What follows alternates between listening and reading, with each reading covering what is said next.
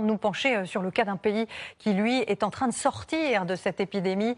En Corée du Sud, le nombre de contaminations a drastiquement chuté. Le 29 février dernier, 909 cas supplémentaires ont été enregistrés. Seuls 98 hier.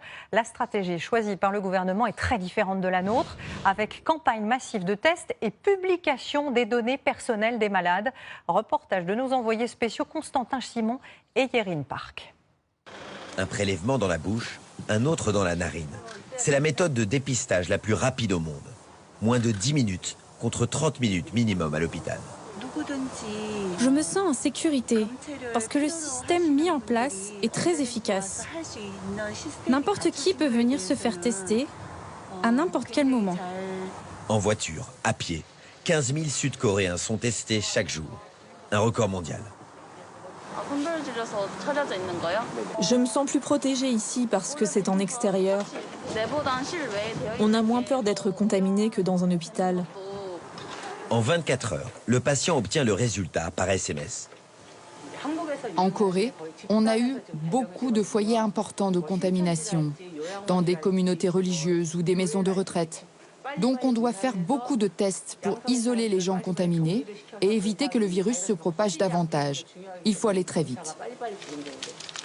Les Sud-Coréens sont allés si vite qu'aujourd'hui ils exportent leurs kits de dépistage dans le monde entier, notamment vers les pays européens en rupture de stock. Dès que ma société a entendu parler d'un premier cas de virus en Chine, nous avons tout de suite lancé la production de kits. Et nous avons pu réagir très rapidement à la pandémie. La Corée du Sud a le plus bas taux de mortalité parmi les nations touchées par le virus. 3 fois moins qu'en France, 8 fois moins qu'en Italie. Et dans les rues de Séoul, la vie n'a quasiment pas changé. L'autre clé du succès coréen, un partage total de l'information sur les malades. Et tant pis pour leur vie privée. Ces deux expatriés consultent quotidiennement le site Coronamap. Il permet de suivre en temps réel les déplacements des contaminés. En rouge, les malades depuis moins de 24 heures. En jaune, de 24 heures à 4 jours. En vert, jusqu'à 9 jours. Et là, on peut voir qu'il y a eu des personnes infectées pas très loin.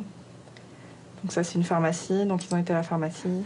Et c'est vrai que nous, ici, on trouve ça au contraire très rassurant parce qu'on sait exactement qui est infecté, quand, comment, où est-ce qu'il est passé, comment ça a été géré, quand il a été soigné, où il a été soigné. Enfin, il y a vraiment toutes les informations. Images de vidéosurveillance, analyse des cartes bancaires ou des téléphones des malades. S'ils refusent de partager ces informations, ils encourent jusqu'à 2 ans de prison. Un système étonnant pour une démocratie, mais qui suscite peu de critiques. Et pour être honnête, je pensais que c'était un petit peu trop au début. Et puis finalement, je m'aperçois qu'ils ont eu les bonnes réactions au bon moment parce que justement, c'est ce qui a permis de maîtriser. En 3 semaines, le nombre de malades a été divisé par 10 en Corée. Et ces expatriés n'ont plus aucune envie de revenir en France.